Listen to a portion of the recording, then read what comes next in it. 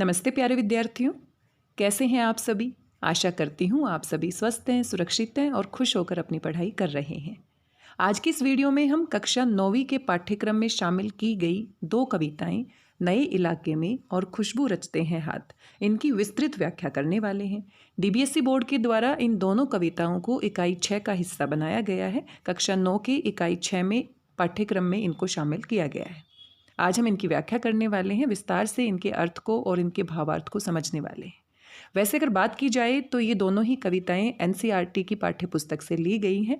NCERT कक्षा 9 स्पर्श भाग A से इनको लिया गया है और हम सबसे पहले NCERT का धन्यवाद करना चाहते हैं कि उन्होंने इस PDF को अपनी वेबसाइट पर उपलब्ध करवाया गया है और इस PDF को मैंने वहीं से डाउनलोड किया है। आप भी इसे डाउनलोड कर सकते हैं या फिर आपके पास अगर पुस्तक है स्पर्श भाग 1 कक्षा 9 के लिए तो वहाँ से भी आप इनको पढ़ सकते हैं।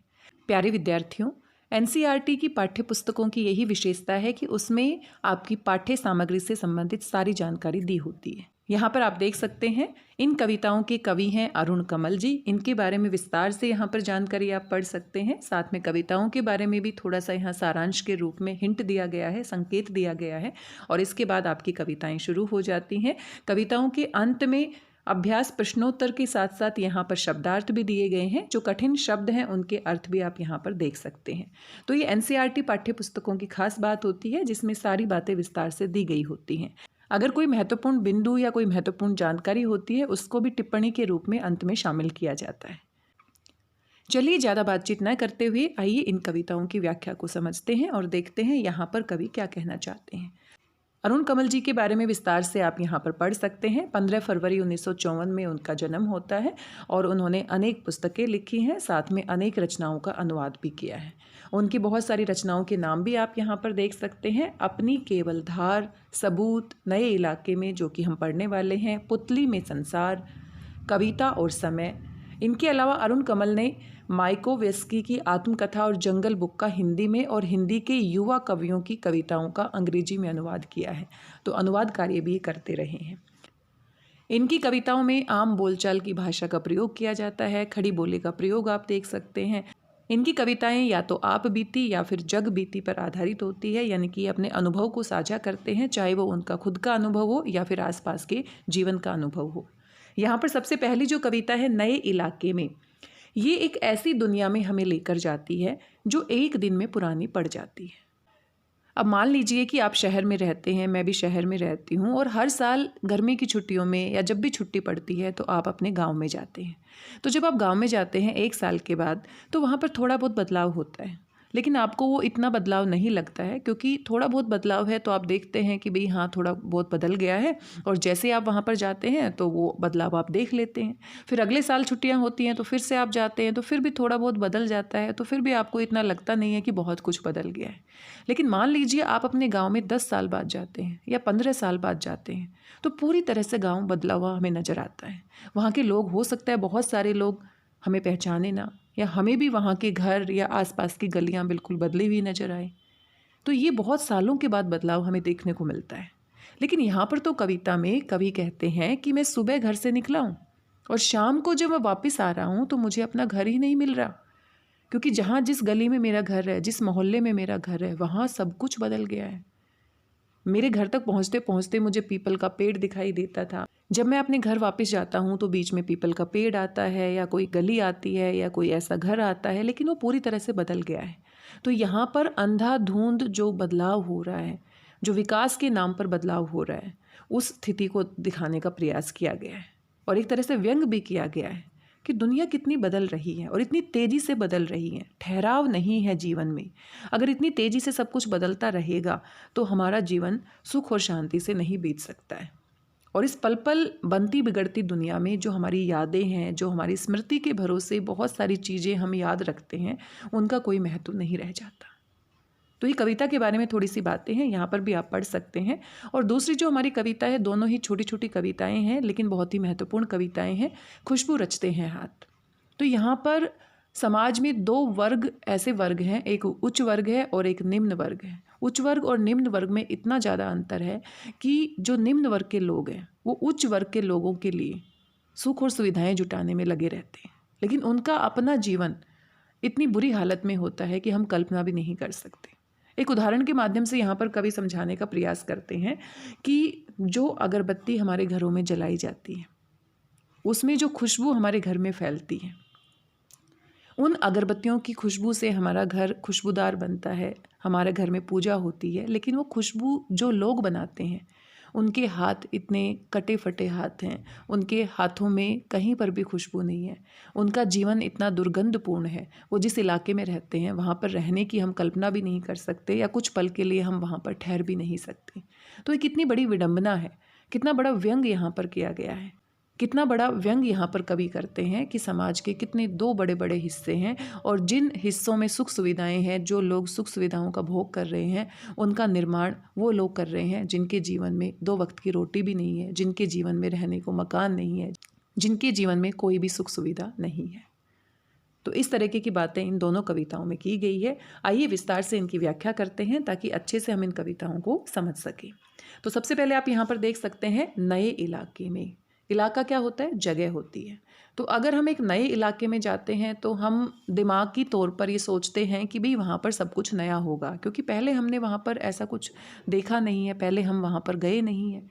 लेकिन मान लीजिए मेरा घर जहाँ पर मैं इतने सालों से रह रही हूँ और उसको छोड़कर मैं काम पर जाती हूँ और रात को वापस लौटती हूँ, शाम को वापस लौटती हूँ, तो वहाँ पर इतना कुछ बदल जाता है कि मुझे अपना इलाका अपना नहीं लगता, मुझे अपना घर पहचान में नहीं आता।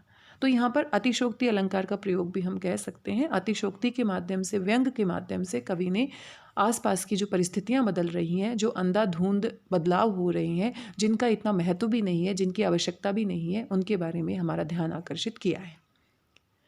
आइए कविता को पढ़ते हैं। इन नए बसते इलाकों में जहाँ रोज बन रहे हैं नए नए मकान, मैं अक्सर रास्ता भूल जाता हूँ। तो आप देख सकते हैं पहले ही पंक्तियों में कवि कहता है कि इन नए बसते इलाकों में, तो हम देख सकते हैं भवन निर्माण प्रक्रिया को भी हम देख सकते हैं। आजकल के जो बिल्डर हैं वो रातों रात महल खड़ा कर देते हैं। जिस मकान को 1 साल में 2 साल में तसल्ली से बनना चाहिए था, मजबूती के साथ बनना चाहिए था, वो अपने फ़ायदे के लिए 6 महीने में, 4 महीने में, 2 महीने में एक बहुमंजिल बनाकर तैयार कर देते हैं और उसको ऊंचे दामों पर बेच देते हैं। और आपने सुना भी होगा कि कितनी बार ऐसा होता है कि बहुत सारे जो फ्लैट हम खरीदते हैं, जो मंजिल हम खरीदते हैं, उसमें कुछ सालों के रहने के बाद सीलन की समस्या आ जाती है, या कभी कभी तो बिल्डिंग के मकान गिर भी जाते हैं और बहुत बड़े हादसे भी हो जाते हैं। वो इसी वजह से होते हैं कि लोग सही तरीके से काम नहीं कर रहे हैं। वो कम पैसे में ज़्यादा पैसा कमाना चाहते हैं, कम लागत से ज़्यादा फ़ायदा मुनाफा कमाना चाहते हैं। इन नए बसते इलाकों में, कि जो नए नए इलाके बस रहे हैं, जो नई नई जगह बनाई जा रही है, वहाँ रोज़ बन रहे हैं नए नए मकान, कि जिस मकान को बहुत ही समय लगाकर तसल्ली से बनना चाहिए था, वो एक दिन में नए नए मकान बन रहे हैं। मैं अक्सर रास्ता भूल जाता हूँ, और जब मैं सुबह घर से निकलता हूँ और शाम को वापस आता हूँ, तो जिस रास्ते से मैं गया था वो रास्ता ही पूरी तरह से बदल जाता है।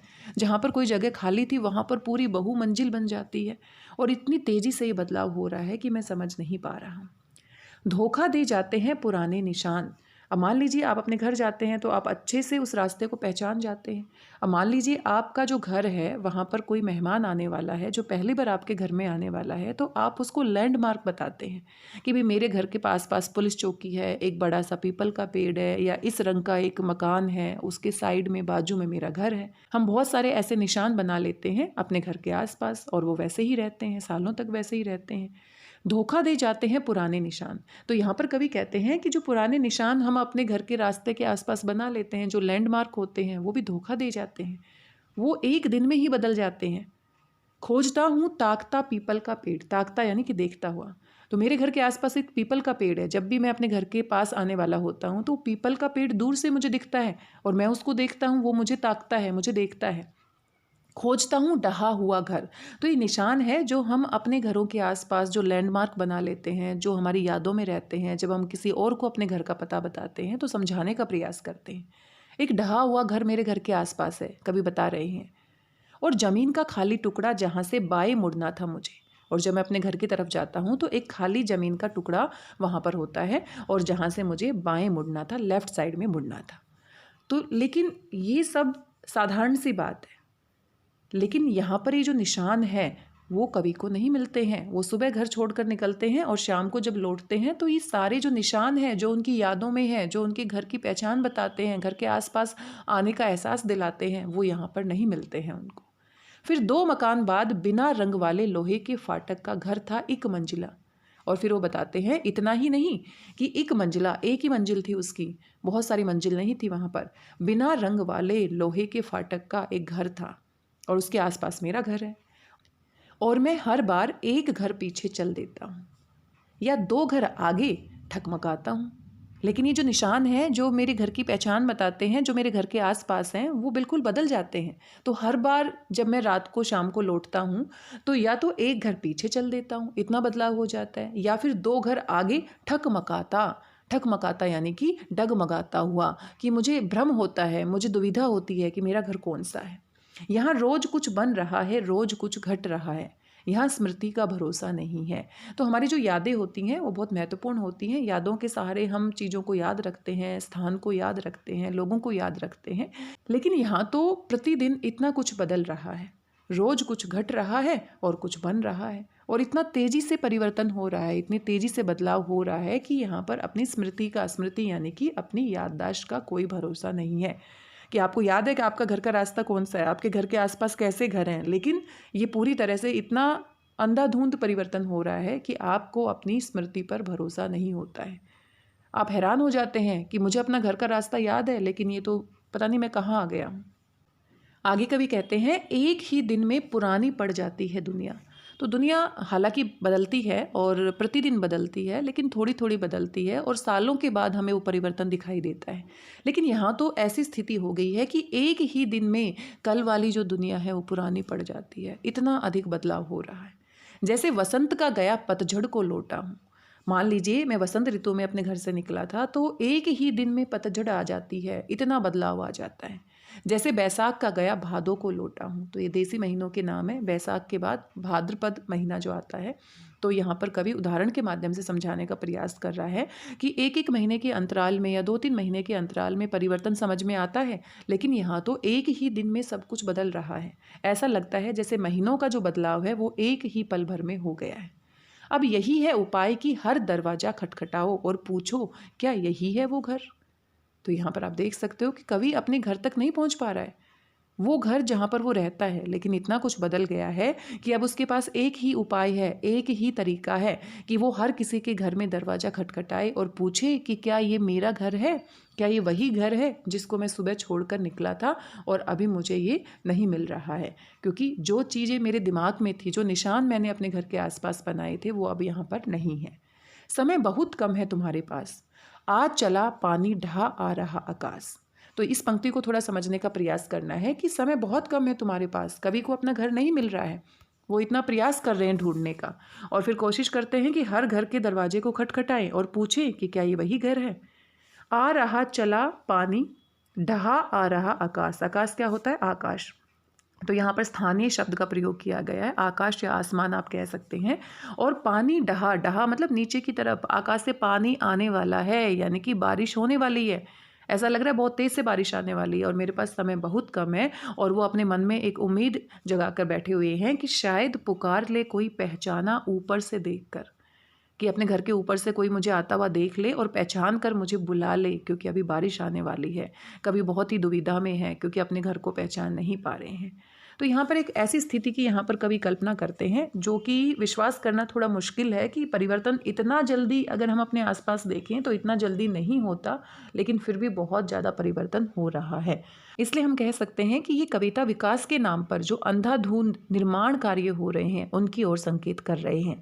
जो मंजिलें बन रही हैं, जो कर कारखाने बन रहे हैं, जो इतनी तेज़ी से बदल रहे हैं, और प्रकृति के ऊपर इनका प्रभाव हम देख सकते हैं। कितना पर्यावरण प्रदूषण हो रहा है और भी बहुत सारी पर्यावरण संबंधी समस्याएं आ रही हैं और भी बहुत सारी बीमारियां घर कर रही हैं। क्योंकि जितना बदलाव होना चाहिए, जितना संतुलित तरीके से बदलाव होना चाहिए, उतना नहीं हो पा रहा है। और एक उदाहरण के माध्यम से पूरी स्थिति हम तक पहुंचाने का प्रयास करते हैं कि अपने घर से सुबह निकले हैं और शाम को वापस लौटते हैं तो ऐसे लगता है कि वहाँ आसपास जो भी निशान थे, जो भी मेरी यादों के आधार पर अपने घर तक पहुँचने का रास्ता मेरे दिमाग में था, वो पूरी तरह से क्या हो गया है? बदल गया है। बारिश की संभावना है और मकान मिल नहीं रहा है, और कवि इतने ज़्यादा परिवर्तन को देखकर बहुत ही बेचैन हो जाता है और एक आशा अपने मन में करता है। आशा की किरण उसके मन में होती है कि शायद कोई ऊपर से देखकर, कोई जान पहचान वाला व्यक्ति उनको देखकर और उनको बुला ले। उसका इस तरह से भटकना अब यहाँ पर समाप्त हो जाए। कवि ने शहरों में विकास के नाम पर हो रहे निर्माणों के दुष्परिणामों की ओर संकेत किया है। इन निर्माणों से शहर प्रतिदिन इतने बदल रहे हैं, 2 दिन पहले की देखी हुई दुनिया भी हमें पुरानी लगती है, और इस तरह का जो बदलाव है वो काफ़ी हद तक सही नहीं है। बदलाव होना चाहिए, सही के लिए होना चाहिए, सकारात्मक होना चाहिए और अपने समय के हिसाब से होना चाहिए। छोटा सा उदाहरण इसका हम देख सकते हैं कि कितनी सारी बिल्डिंगें जो बननी चाहिए, जिस समय अंतराल में बननी चाहिए उसमें नहीं बनती है, और फिर बाद में वो बिल्डिंग जो होती है वो गिर जाती है, सीलन की समस्या आती है, कई बार तो छत गिर जाती है और बहुत सारी दुर्घटनाएं हो जाती हैं। आशा करती हूँ आपको ये कविता आपको समझ में आई होगी। इतनी मुश्किल कविता नहीं है। यहाँ पर जिस समस्या की ओर संकेत किया गया है, अगर हम उसको समझ जाते हैं तो कविता को समझना, उसकी व्याख्या करना और उसके अभ्यास प्रश्नोत्तर करना हमारे लिए आसान रहेगा।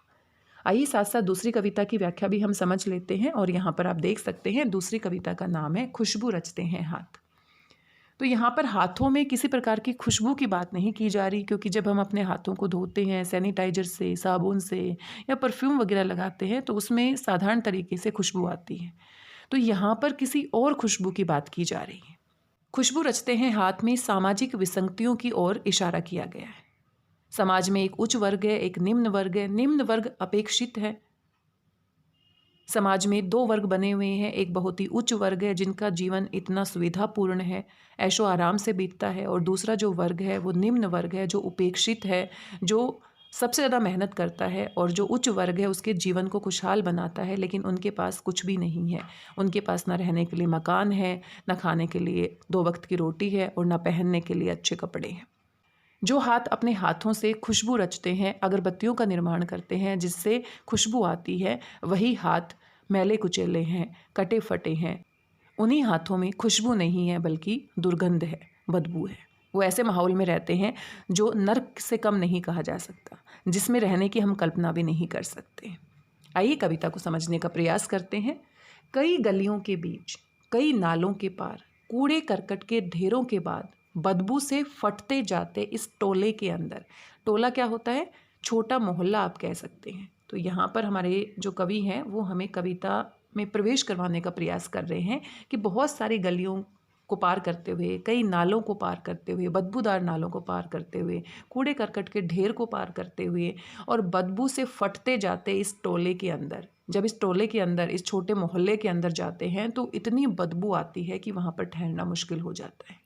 और इन्हीं बदबूदार इलाकों में, इन्हीं बदबूदार मोहल्लों में खुशबू रचते हैं हाथ, खुशबू रचते हैं हाथ, कि उन्हीं हाथों से खुशबूदार अगरबत्ती बनाई जाती है जिनको बड़े बड़े लोग मंदिरों में और खुशबू करने के लिए, ईश्वर की आराधना करने के लिए जलाया जाता है। तो वही बदबूदार हाथ, वही मोहल्ला जिसमें इतनी बदबू आती है कि ठहरना मुश्किल हो जाता है, और उन्हीं हाथों से खुशबू रचाई जाती है, उन्हीं हाथों से खुशबू का निर्माण किया जाता है। उभरी नसों वाले हाथ। अब यहाँ पर हाथों के बारे में कवि बताता है कि हाथ कैसे कैसे हैं, और ये सिर्फ साधारण हाथों की बात नहीं की जा रही। इन हाथों के माध्यम से बताने का प्रयास किया जा रहा है कि किस तरह से एक ही परिवार के बड़े बूढ़े बच्चे सभी लोग, परिवार के जो सदस्य काम कर सकते हैं वो भी काम करते हैं, जो बच्चे हैं उनको पढ़ना चाहिए वो भी काम करते हैं, जो बुजुर्ग हैं जिनका शरीर काम नहीं करता वो भी काम करते हैं। यानी कि सभी कार्य करने के लिए मजबूर हैं, क्योंकि काम नहीं करेंगे तो 2 वक्त की रोटी नहीं खा पाएंगे। उभरी नसों वाले हाथ। तो हाथों की नसें किसकी उभर जाती हैं? जो बुजुर्ग होते हैं, जो बूढ़े व्यक्ति होते हैं, उनकी हाथों की नसें उभरी हुई होती हैं। आप देखेंगे कि उनके शरीर के ऊपर, उनकी त्वचा पर झुर्रियाँ पड़ जाती हैं और नसें बाहर निकली हुई होती हैं। घिसे नाखूनों वाले हाथ। जो महिलाएं काम करती हैं, जो मजदूर काम करते हैं, उनके हाथों के जो नाखून होते हैं वो अपने आप घिस जाते हैं, उनको काटने की ज़रूरत नहीं होती। आपने देखा होगा कि जो महिला बहुत सारे बर्तन साफ़ करती है, बर्तनों को साफ़ करते करते भी उनके जो नाखून होते हैं पूरी तरह से घिस जाते हैं। पीपल के पत्ते से नए नए हाथ। और कुछ हाथ ऐसे हैं जो पीपल के पत्ते के समान नए नए हैं, यानी किसी बच्चे के हाथ हैं, बहुत ही कोमल है। जूही की डाल से खुशबूदार हाथ। और कुछ हाथ ऐसे हैं जो जूही की डाली के समान खुशबूदार हैं, यानी कि अपने युवा अवस्था में ये हाथ पहुंच रहे हैं, यानी कि जो युवा बच्चे हैं उनकी बात की जा रही है। तो यहाँ पर हाथों के वर्णन के माध्यम से कवि हमें लोगों के बारे में बता रहे हैं कि जो उभरी नसों वाले हाथ हैं वो बुजुर्गों के हैं, जो नाखून घिसे हुए हैं वो मजदूरों के हैं, महिलाओं के हैं, जो पीपल के पत्ते के समान बिल्कुल नए नए कोमल हाथ हैं वो बच्चों के हैं, और जो जूही की कली के समान खुशबूदार हाथ है जिनमें यौवन की खुशबू आ रही है वो युवाओं के हाथ हैं।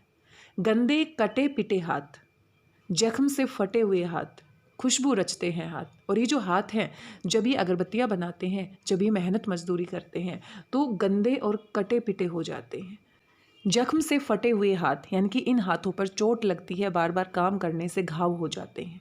और यही जो हाथ हैं खुशबू रचते हैं हाथ, खुशबू रचते हैं हाथ। और यही जो उच्च वर्ग है उनके जीवन को सुविधापूर्ण बनाते हैं, अगरबत्तियाँ बनाते हैं, खुशबूदार बनाते हैं, उनके जीवन को महकाते हैं, सभी सुख सुविधाओं से पूर्ण करते हैं।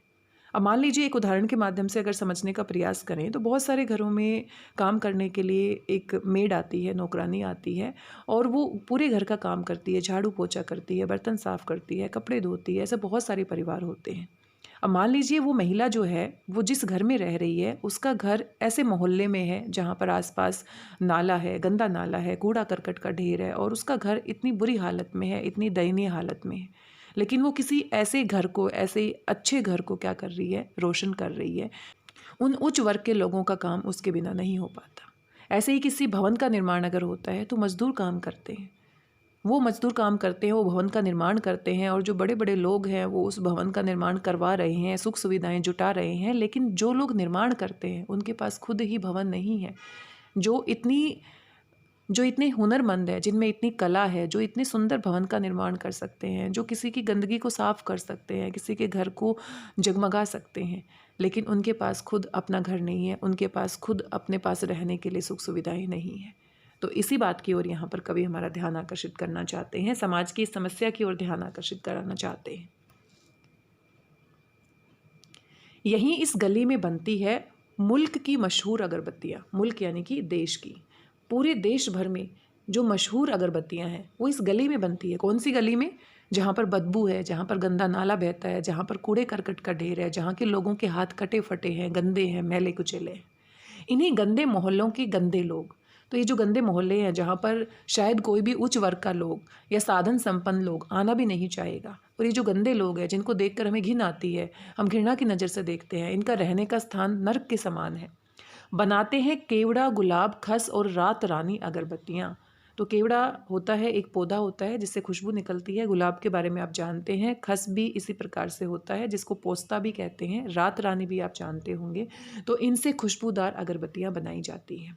दुनिया की सारी गंदगी के बीच दुनिया की सारी खुशबू रचते रहते हैं हाथ। कि एक तरफ दुनिया की सारी गंदगी है, सारी लाचारी, बेबसी, सारी गरीबी है, और वही लोग इतनी गंदी बस्ती में रहकर, इतने गंदे माहौल में रहकर दुनिया की सारी खुशबू रचते हैं। घरों में अगरबत्तियाँ पहुँचाते हैं, मंदिरों में अगरबत्तियाँ जलती हैं, और पूरे संसार के लिए अगरबत्तियाँ बनाते हैं, पूरे संसार के लिए खुशबू का निर्माण करते हैं। तो एक इतनी बड़ी विडंबना है कि जो खुद बदबू में रहता है वो दूसरों के लिए खुशबू रच रहा है।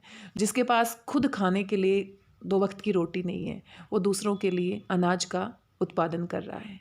जिसके पास खुद घर नहीं है वो दूसरों के लिए एक भवन का निर्माण कर रहा है। जिसके पास खुद कपड़े नहीं है वो दूसरों के लिए कपड़े बुन रहा है। तो इससे बड़ी विडंबना की बात और क्या हो सकती है। समाज में जो अंतर है इसके ऊपर हमें ध्यान देने की आवश्यकता है, इसके ऊपर विचार करने की आवश्यकता है, और कुछ ऐसे कदम उठाने की आवश्यकता है कि ये जो अंतर है, जो बहुत गहरी खाई 2 वर्ग के बीच में बन गई है, समाज में 2 वर्ग बन गए हैं, उसको मिटाने की आवश्यकता है। खुशबू रचते हैं हाथ, खुशबू रचते हैं हाथ, कि दुनिया की सारी गंदगी के बीच दुनिया की सारी खुशबू रचते हैं हाथ। तो उन हाथों की बात की गई है, उन हाथों के माध्यम से उन लोगों की बात की गई है, और उन लोगों के माध्यम से उनके जीवन की समस्याओं की बात की गई है। तो यहाँ पर इस कविता में 2 वर्ग के बीच में जो अंतर है, जो खाई बनी हुई है समाज में, उसके बारे में बताया गया है। आशा करती हूँ ये कविता भी आपको समझ में आई होगी। एक बार आप अपने स्तर पर इसको दोबारा से पढ़ लीजिएगा, इसकी व्याख्या करके देख लीजिएगा, और यहाँ पर इसके अभ्यास प्रश्नोत्तर हैं। अगर आप कविता को अच्छे से समझ जाते हैं तो प्रश्नोत्तर आप आसानी से कर सकते हैं, और जो व्याख्या में हमने बातें बताई हैं वही प्रश्नों के उत्तर में जो पूछा गया है उसके हिसाब से आपको लिखना है। तो यहाँ पर प्रश्नोत्तर दिए गए हैं। अभ्यास प्रश्नोत्तर के साथ साथ यहाँ पर शब्दार्थ भी दिए गए हैं और यहाँ पर शब्दार्थ आप पढ़ सकते हैं। ये भी आपकी मदद करेंगे इसकी व्याख्या को समझने में। तो आज की इस वीडियो में बस इतना ही। आशा करती हूँ आपको व्याख्या समझ में आई होगी। आप इसके बारे में क्या सोचते हैं, वीडियो आपको कैसा लगा, अपना फीडबैक आप ज़रूर दे सकते हैं। मिलते हैं किसी नए वीडियो में किसी नई महत्वपूर्ण जानकारी के साथ। तब तक स्वस्थ रहिए, व्यस्त रहिए, मस्त रहिए और खुश होकर अभ्यास करते रहिए। आपकी आने वाली परीक्षाओं के लिए और भविष्य के लिए बहुत बहुत शुभकामनाएं। धन्यवाद, बहुत बहुत धन्यवाद।